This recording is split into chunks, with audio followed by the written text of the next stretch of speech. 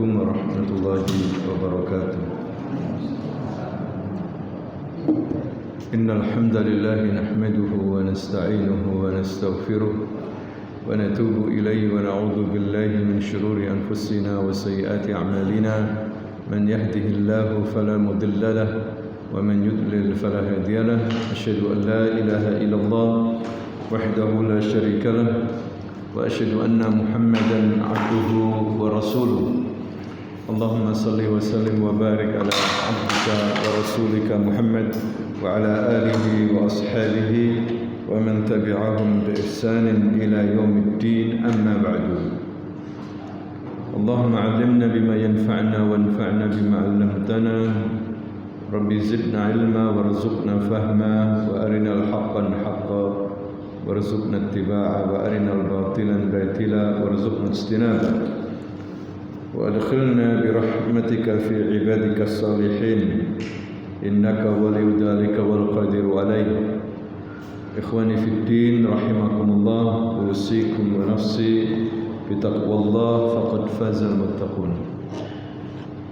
Para jamaah yang dimuliakan Allah Subhanahu wa taala, pada malam hari ini kita akan lanjutkan kajian kita masih membicarakan masalah salat, terutama sifat salatun Nabi, sifat dari salat Nabi.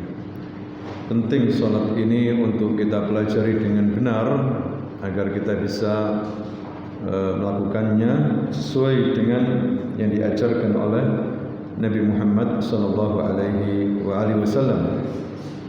Oleh karena itu, saya ambil dari kitab fikih ini masalah salat agar berurutan.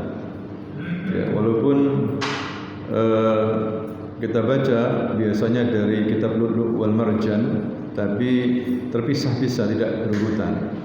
Karena begitu pentingnya masalah salat sehingga harus berurutan dengan sekalian. Salat ini termasuk silatun bainal abdi wa rabbih, yaitu hubungan antara Tuhannya dengan hamba.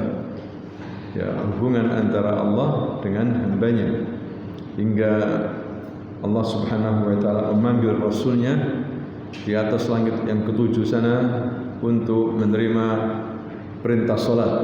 Ya, beda dengan syariat-syariat yang lainnya. Maka perlu di sini secara berurutan. Saya ambil dari kitab fikih malam hari ini, bukan dari kitab Lu'lu' wal Marjan ini. Yang pertama hadirin sekalian, kita membahas masalah rukun-rukun salat. Apa itu rukun? Rukun adalah bagian-bagian dasar terbentuknya ibadah, dan ibadah tidak sah kecuali dengan rukun itu sendiri. Kalau rukun tidak dikerjakan maka tidak sah ibadah itu. Ya, termasuk salat ada rukun-rukunnya. Ya, beda antara rukun dengan syarat. Kalau syarat itu mendahului ibadah sebelum salat, ya, menghadap kiblat, berwudu, ya, dan yang lainnya. Tapi kalau sudah rukun itu sudah masuk dalam perbuatan atau ucapan, ya, dalam ibadah. Di sini ada 14 rukun salat. Apabila gugur dengan sengaja, ya tentunya hadirin sekalian tidak sah. Yang pertama adalah yaitu qiyam, berdiri tegak. Ya, dalam salat fardu bagi yang mampu. Ini berdasarkan dari firman Allah Subhanahu wa taala dalam surah Al-Baqarah ayat 238 yang berbunyi wa qumu lillahi qanitin, dan berdirilah untuk Allah kalian dengan rasa tunduk. Kemudian juga berdasarkan dari sabda Nabi sallallahu alaihi wasallam, ya, dari Imran bin Husain radhiyallahu anhu, Nabi pernah mengatakan shalli qa'iman, salatlah kalian dengan berdiri. Fa in lam tastati' fa qa'idan, jika kamu tidak mampu dengan duduk. Fa in lam tastati' fa 'ala janbin, jika kamu tidak mampu dengan berbaring. Ini tidak mampu. Ya, kalau mampu harus apa? Berdiri. Tentunya hadirin sekalian, beda pahalanya antara orang yang sholat berdiri dengan orang yang sholat duduk. Ya, begitu juga orang yang sholat duduk dengan orang yang berbaring, pahalanya berbeda, lebih banyak berdiri. Jadi bila tidak mampu berdiri karena uzur, tidak ada masalah. Seperti sakit, takut, ya sesuatu begitu uzur syar'i, maka dia boleh dengan duduk maupun berbaring. Hanya saja kalau bisa untuk sholat fardu itu berdiri, diusahakan apa? Berdiri. Kecuali sholat sunnah, hadirin sekalian, berdirinya itu hukumnya sunnah. Walaupun kita misalnya nggak sakit, capek aja, ingin sholat malam dengan duduk nggak ada masalah. Ya, karena sholat apa? Sunnah. Tapi kalau sholat wajib harus berdiri, kecuali betul-betul memang tidak mampu karena luka atau sakit, ya boleh duduk. Tetapi hadirin sekalian, tadi itu kata Nabi, sholatul qa'id ala nisf min sholatil qa'im. Mahala sholat yang sedang duduk itu setengah daripada pahala sholat dengan berdiri, lebih sempurna pahalanya. Ya, jadi tadi itu rukun yang pertama harus berdiri. Kemudian yang kedua, takbiratul ihram di awal salat dengan mengucapkan Allahu Akbar.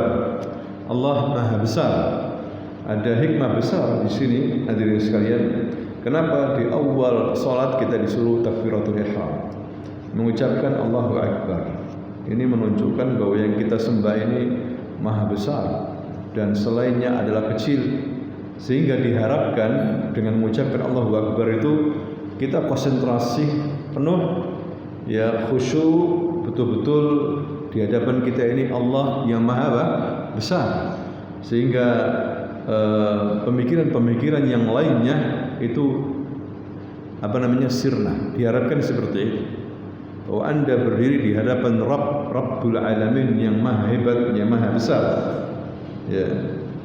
Sebagaimana Nabi bersabda, "Idza qumta ila sholati fakabbir." Jika kamu berdiri salat, maka bertakbirlah. Begitu juga Nabi mendefinisikan salat, ya tahrimuha takbir wa tahliluha taslim.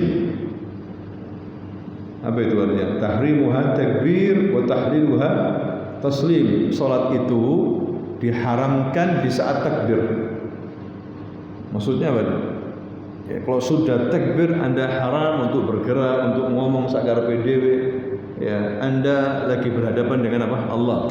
Haram untuk yang lainnya, menoleh, ya atau ngomong dengan bahasa Indonesia, tidak boleh, haram. Maka dikatakan di sini tahrimuha takbir.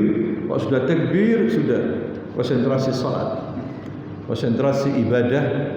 Anda lagi berhadapan dengan Allah Subhanahu wa taala, ya satukan hatimu di hadapan Allah. Wa tahliluha taslim, dan dihalalkan salam. Artinya kalau salam sudah Anda halal untuk berbicara, halal untuk bergerak, tangan Anda gerakkan, ya menoleh kiri kanan, tidak ada masalah, halal.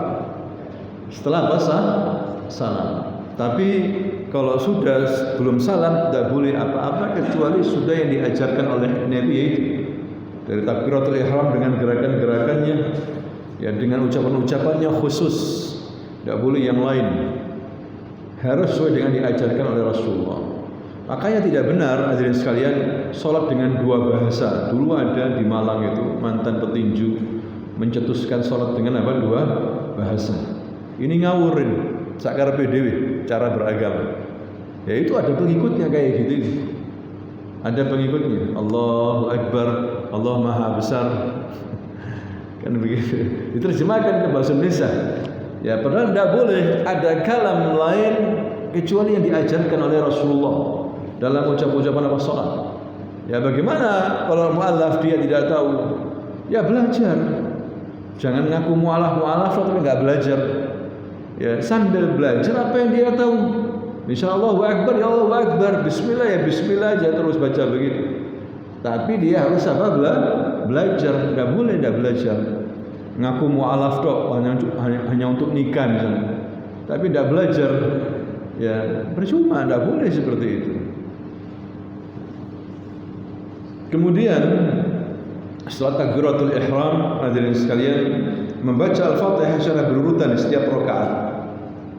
Ya, membaca Al-Fatihah secara berurutan di setiap rakaat karena Nabi bersabda ya dalam hadis yang sahih muttafaq alaih,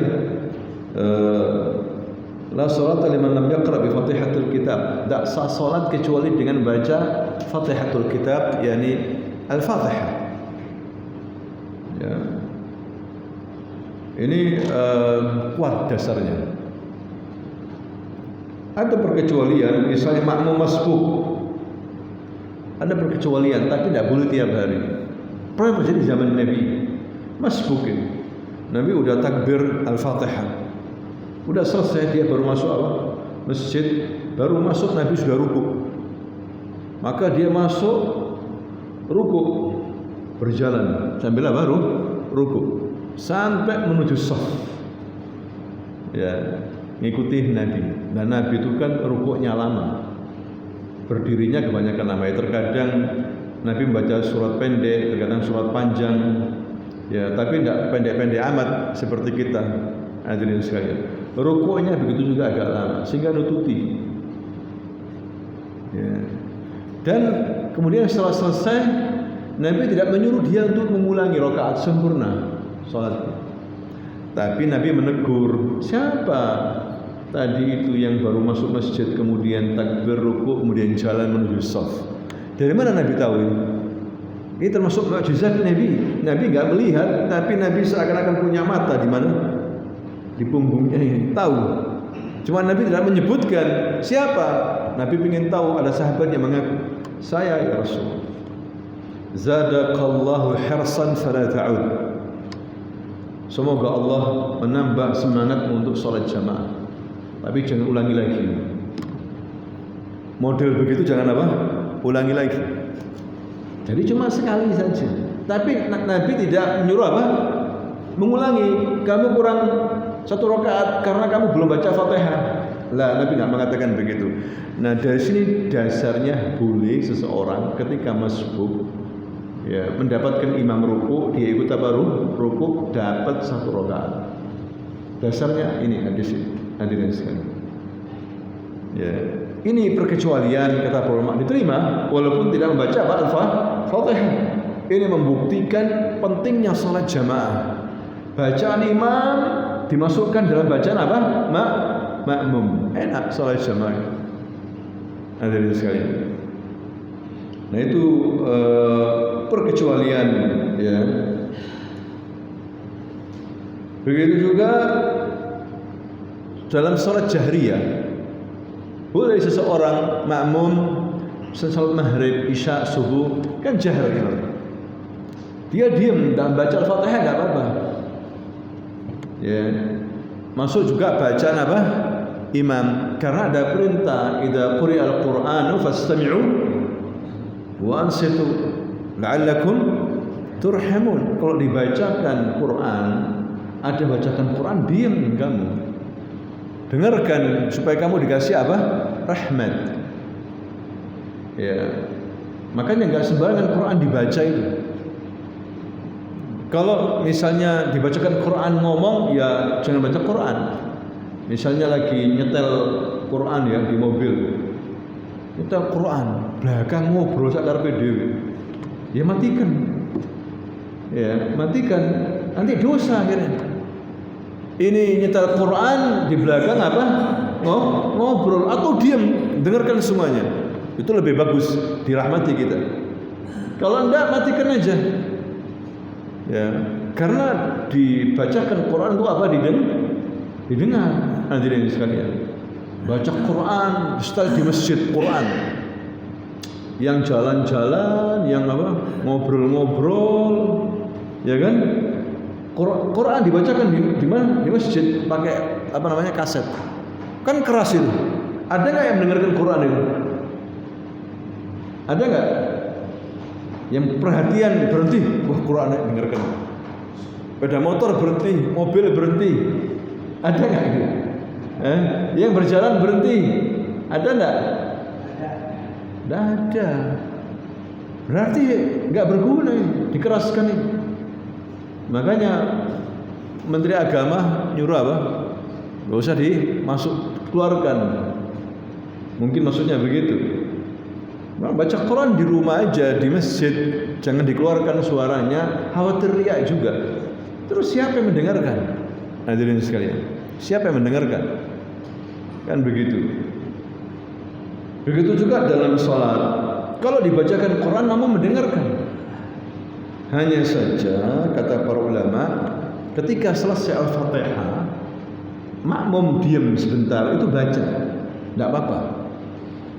Lebih hati-hati, khawatir nanti kalau kita nggak pakai Al-Fatihah, tidak sah salat kita. Karena Nabi ngomong begitu, la salata liman lam yaqra bi Fatihatil kitab. Tidak sah salat kecuali apa? Dengan baca Fatihah. Imaman wa ma'muman. Imam maupun makmum. Thayyib kalau imam baca jahriyah, makmum kan diem. Berarti baca apa? Fatihahnya setelah imam selesai baca apa? Al-Fatihah. Makanya diwajibkan wajib bagi imam setelah baca Al-Fatihah waladhdallin amin diam sebentar. Namanya ini saktah, sukut. Apa sukut itu? Diam. Artinya abaan dulu begitu, jangan waladhdallin. Bismillahirrahmanirrahim. Qul huwallahu ahad, Allahu samad. Ini kurang sunnah. Disuruh oleh Nabi diam sebentar. Untuk apa? Bernafas. Ya, kemudian baru bismillah membaca apa? Surah. Begitu juga ada dasarnya ketika takbir Allah, Anda mau sholat Allahu Akbar, diam sebentar, baru kemudian bismillahirrahmanirrahim, alhamdulillahirabbil alamin. Ya, jangan buru-buru. Allahu Akbar, alhamdulillahirabbil alamin. Jangan begitu. Ya, jadi saktah dulu. Berapa detik begitu? Saktah. Saktah dari kata sukut. Uskut apa uskut? Uskut anta. Diam kamu. Maksudnya diam. Saktah, diam sejenak, baru baca Al-Fatihah. A'udzubillahi minasyaitonirrajim. Bismillah dan Al-Fatihah. Begitu juga ketika ghairul maghdubi waladdallin amin, diam sebentar.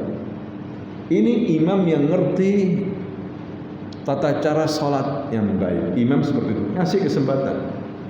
Nah, saktah walaupun sedikit ini boleh makmum membaca apa? Al-Fatihah.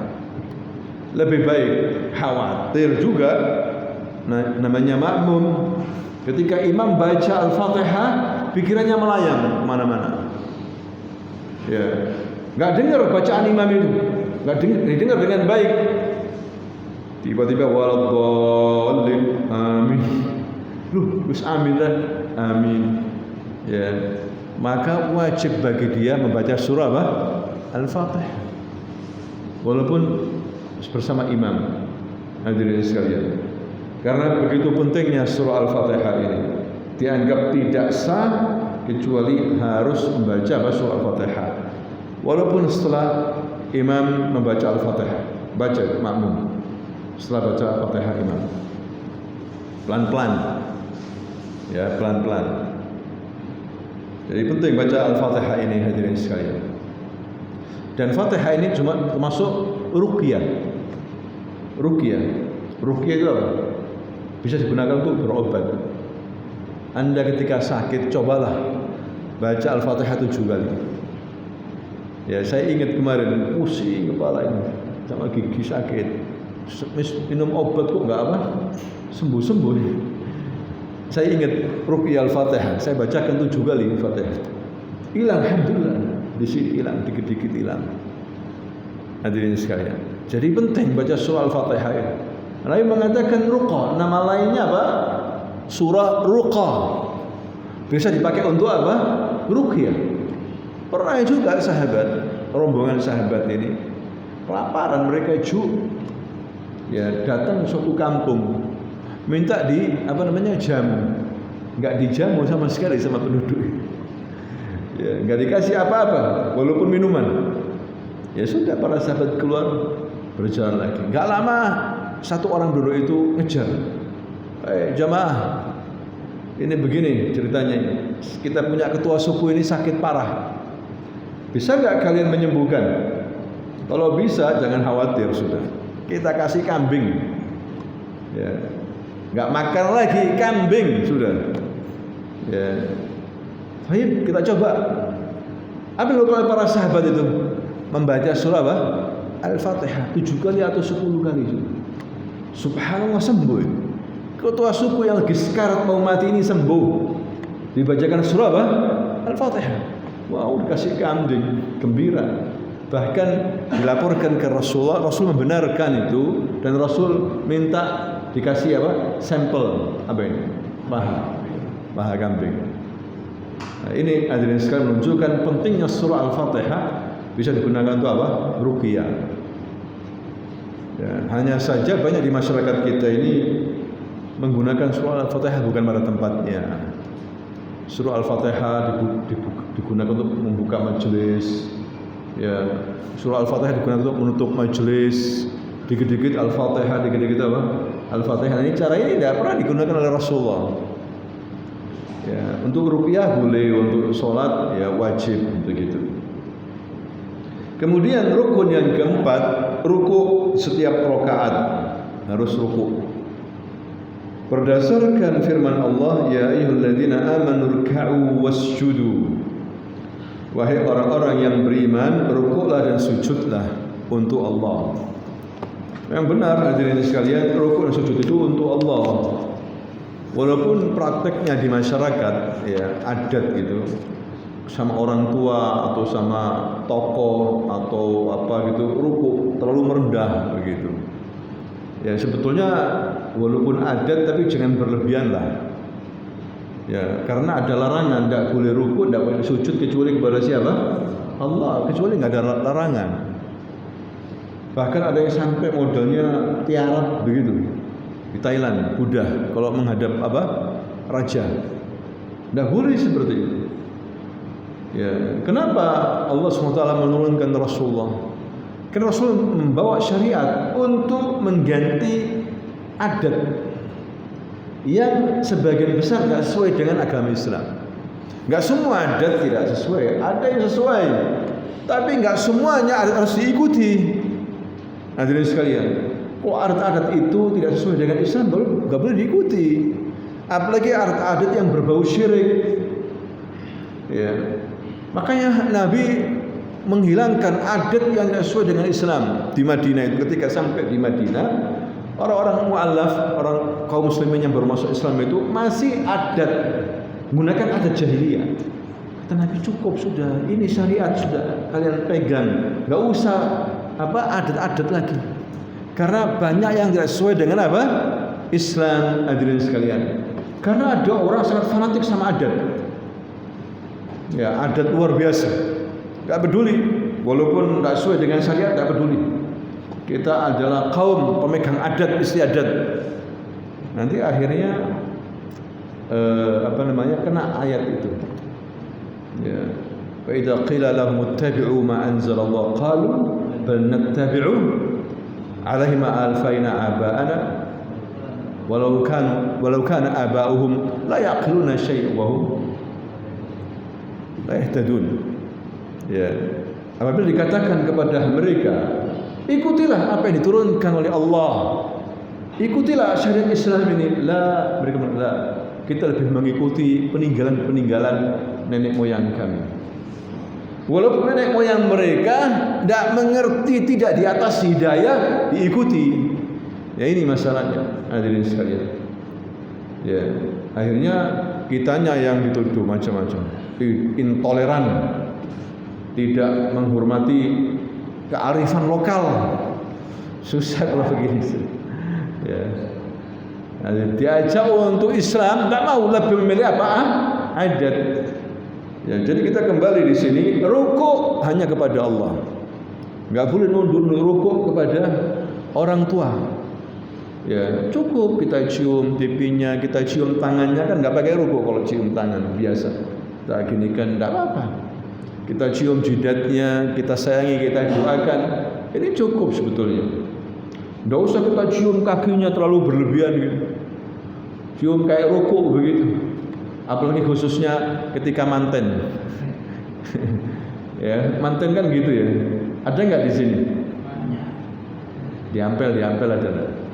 Ada ya? Wah, Pak Mundip ini biasanya ya. Kemudian berdasarkan juga terhadap sabda Nabi, "Sumarka hatta tatma'inna raqian." Kemudian rukuklah kamu sampai tenang rukuk itu, betul-betul rukuk tenang lurus. Ya, nunduknya itu lurus begitu bagus. Jangan buru-buru. Ini Nabi menegur, ada di hadis Lu'lu' wal Marjan itu yang terkenal dengan al-hadis lirrajul musi'ah salatihi. Hadis di mana seseorang yang buruk salatnya. Siapa dia? Seorang sahabat namanya Khalad bin Rafi'.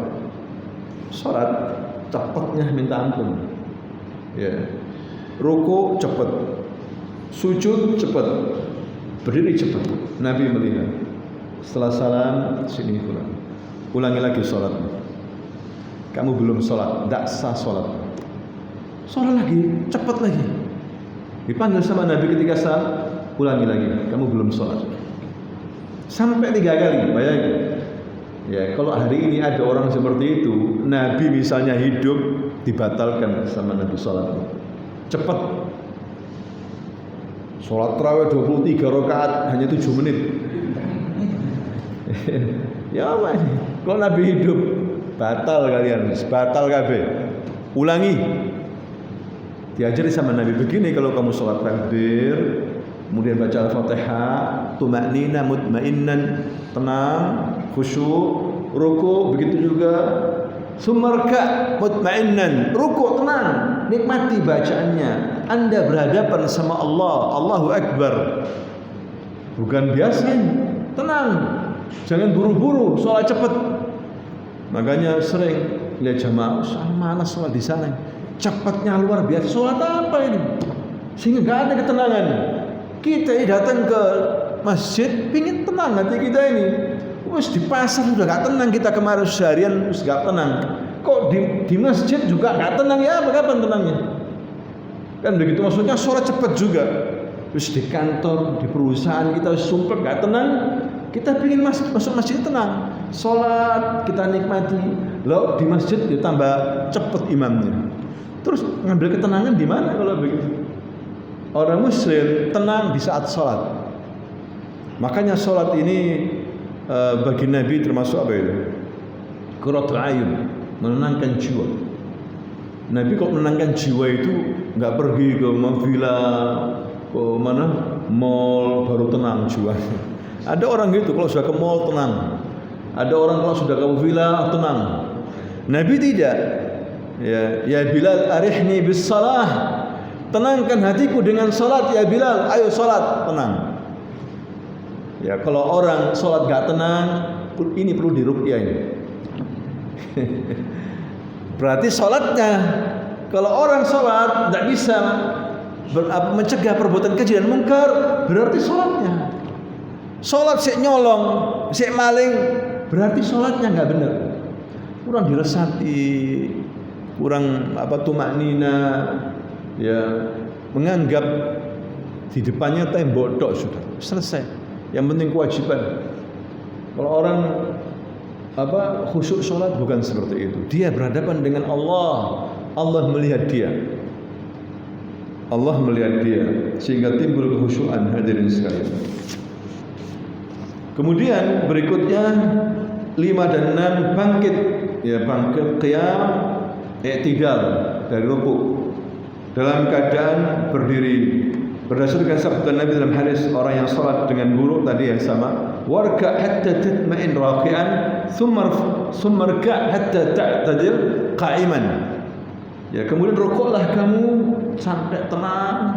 Kemudian bangkitlah dari rukuk, wa'tadil, ta'tadil yakni tegak. tegaknya juga qaiman, lurus, tenang juga. Ya belum sampai sami Allahu liman hamidah, belum lurus ini, Allahu akbar langsung apa? Sujud, langsung sujud. Ini enggak tenang ini. Ya, jadi betul-betul i'tidal, posisi qiyam tegak lurus. Kemudian baru setelah itu yang ketujuh, wasjudu, sujud kamu. Dan berdasarkan juga sabda Nabi pada laki-laki yang salatnya buruk, "Tsumma sujud hatta tatma'inna sajidan." Kemudian sujudlah sampai kamu tenang. Dalam sujud tenang sekali. Baca subhana rabbiyal a'la. Ya, kalau rukuk subhana rabbiyal azim, membesarkan Allah, ta'zim. Tapi kalau sujud subhana rabbiyal a'la, Allah itu maha tinggi. Di saat posisi hamba serendah-rendahnya, sehina-hinanya. Sujud ini posisi yang rendah. Kaki sama dengan jidat, bayangin. Sujud itu. Ya, kaki sama dengan apa? Jidat. Makanya tidak boleh merendahkan kecuali kepada siapa? Allah. Ya. Wasjudu lillah. Maka disuruh mengucapkan subhana rabbiyal a'la. Maha suci Allah yang maha tinggi dan kita rendah. Maksudnya begitu. Atau doa Nabi waktu sudah tua dia mengucapkan subhanakallahumma bihamdika rabbana Allahumma firli. Itu Nabi ketika sudah tua ditambahi doa itu. Karena ada tambahan terakhir itu Allahumma firli, banyak beristighfar. Orang yang sudah tua itu banyak apa? Beristighfar. Memang Nabi sholatnya nambah istighfar. Allahumma firli. Banyak dosa kita ini. Ya, disuruh banyak apa? Istighfar. Astaghfirullah wa atubu ilaih, astaghfirullah wa atubu ilaih. Salat begitu juga suruh membaca itu. Ya. Tapi Nabi seringnya mulai muda membaca subhana rabbil a'la. Ketika usia tua Nabi menambah itu subhanakallahumma bihamdika rabbana Allahumma firli. Dua-duanya boleh dibaca. Kadang baca ini, kadang baca itu boleh. Sujud di setiap rakaat dikerjakan 2 kali di atas 7 anggota badan yang disebutkan dalam hadis Ibnu Abbas, dan di dalamnya umirtu an asjuda ala sab'ati a'dham al-jabha wa asyara bi yadihi ila anfihi. Aku diperintahkan untuk sujud pada 7 anggota badan. Jabha ini muka ini. Ya, Nabi memberikan isyarat sampai hidungnya. Maksudnya hidung juga termasuk harus nempel. Ya, wal yadain, dan 2 apa? Tangan, warukbatain, dan apa? Dengkul ini. Ya, wa atraful qadamain, dan 2 ujung jari kedua telapak kaki maksudnya. Seperti itu. Posisi sujud dijelaskan sama Aisyah dalam kitab Sifat Salat Nabi. Ya. Jadi Nabi itu pernah sujud di waktu malam. Kamarnya Aisyah ini kan bilik ya. Posisi Nabi itu bilik, bukan rumah-rumah, bilik. Jadi cukup 2 orang tidur begitu. Ya, ketika Nabi sholat malam, Aisyah bangun, tidak mendapatkan Nabi di sampingnya, tapi terasa di kakinya. Ya, kesentuh Aisyah. Kemudian dipegang kakinya Nabi. Ternyata bengkak. Dan dalam keadaan dia memempetkan apa? Kedua ujung anunya apa? Kakinya, pepetkan begitu. Kata Aisyah. Jadi hadis-hadis Nabi tentang masalah sholat ini semuanya sudah dihafal oleh para sahabat. Kalau enggak Abu Hurairah yang melihat, atau Aisyah, atau yang lain, sampai Nabi menggerakkan jenggotnya kelihatan oleh sahabat membaca itu, bukan diam maksud. Ya, ketika Nabi baca Bismillah itu tidak dikeraskan. Nabi baca Bismillah itu, tapi bukan berarti nggak baca. Ya, Nabi dari takbir langsung mengucapkan Alhamdulillahirabbil alamin. Tapi sahabat melihat gerak jenggotnya, berarti Nabi baca apa? Bismillah. Bukan berarti nggak dibaca Bismillah itu, cuma disirkan. Ya, disirkan. Hadirin sekalian, semua masalah sholat Nabi mulai takbiratul ihram sampai salam sudah diketahui para sahabat. Yang nggak diketahui berarti tidak ada itu, berarti tidak disyariatkan. Sebagaimana di antara sahabat tidak ada yang mengatakan Nabi itu sebelum sholat mengucapkan nawaitu sholat al-maghrib selasa rakaat imaman lillahi ta'ala. Tidak ada. Ya. Nawaitu sholat al-isya arba rakaat ya imaman lillahi ta'ala, misalnya begitu, atau fardhan lillahi ta'ala. Tidak ada itu. Kalau ada, para sahabat memberitahukan kepada bagi kita, Nabi niatnya dalam hati. Tapi perlu niat ini. Enggak boleh merasa sekarang enggak baca niat gitu, kemudian enggak pakai niat, enggak boleh. Jadi Anda ketika sholat, ini niatnya apa? Pasang di sini. Niatnya apa? Sholat apa? Maghrib. Tapi tidak harus apa dilafadzkan. Tapi niat harus, apalagi ketika Anda sholat jamak dan qasar. Niat. Yang pertama niatkan ini sholat zuhur 2 rakaat qasran wa jam'an. Kemudian apa? Sholat apa?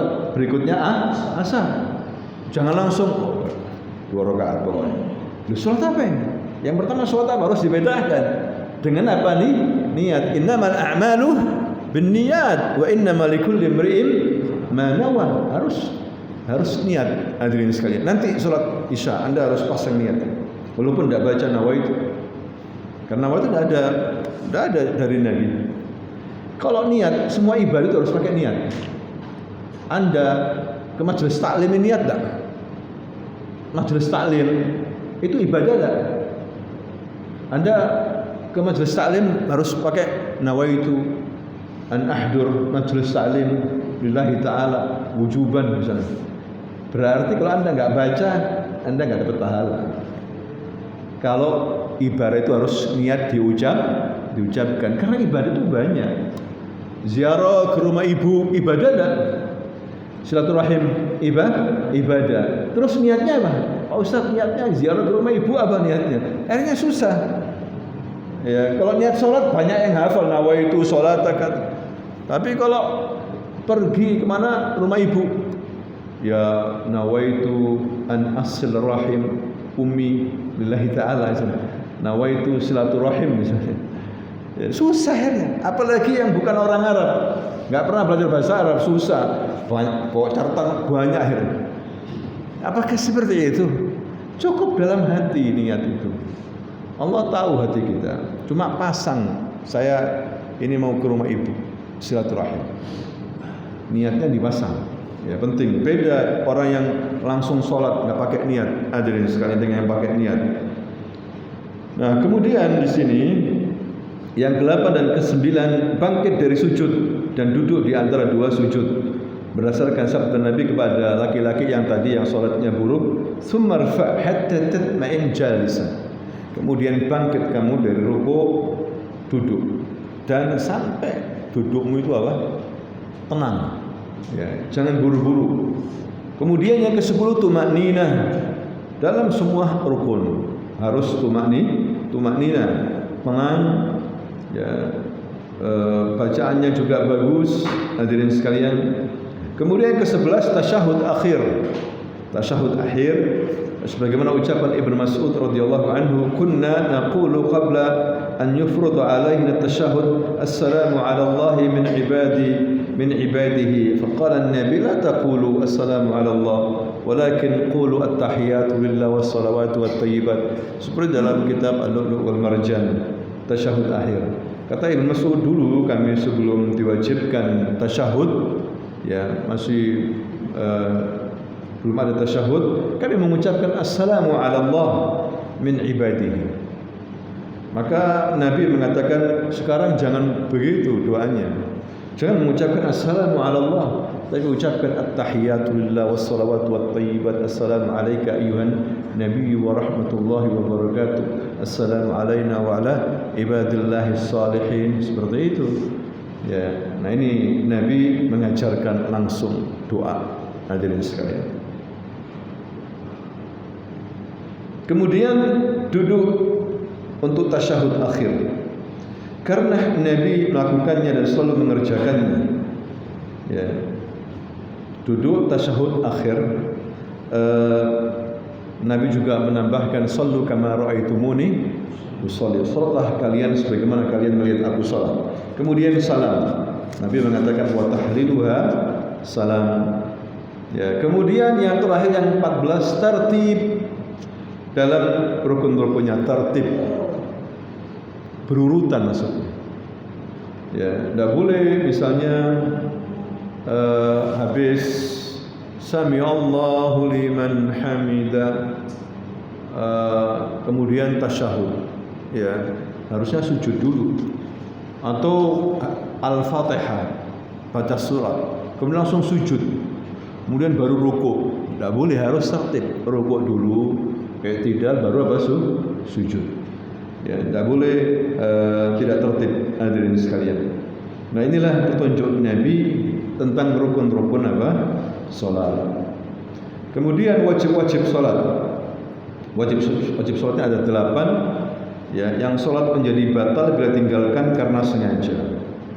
Dan wajib salat ini menjadi gugur disebabkan lupa atau tidak tahu, tapi wajib menggantinya dengan sujud sahwi. Ya, tidak boleh orang misalnya lupa sholat isya 4 rakaat kan, dia kerjakan 3 rakaat, ya, atau dia kerjakan 5 rakaat, dia tidak boleh langsung salam kecuali harus apa? Sujud sahwi. Kalau nggak sujud sahwi batal sholat. Ya, misalnya sholat asar 4 rakaat, dia ngerjakan 3 rakaat. Assalamualaikum, assalamualaikum. Kaget. Saya ini kelihatannya 3 rakaat. Maka hukumi yang pasti berarti 3 rakaat. Berarti kurang apa? 1. Paham? Kurang 1 tambah. Kemudian sebelum salam sujud apa? Sahwi. Kalau Anda nggak sahwi batal. Karena ini termasuk bagian daripada jumlah rakaat, bagian dari wajib sholat. Ya, makanya pentingnya di sini sholat apa? Jamaah itu. Kalau sendiri biasanya setan ganggu, kuat gangguannya. Ya, waduh berapa ini? 3 atau 4. Apalagi sholatnya mendekati maghrib, sholat asar, cepet-cepetan, akhirnya lupa. Seperti itu. Maka wajib dia sujud apa? Sahwi. Hadirin sekalian, ini tentang wajib-wajib sholat. InsyaAllah kita akan lanjutkan pada pertemuan berikutnya tentang wajib-wajib sholat. Jazakumullah khairan. Subhanakallahumma wa bihamdika asyhadu an la ilaha illa anta astaghfiruka wa atubu ilaik. Assalamualaikum warahmatullahi wabarakatuh.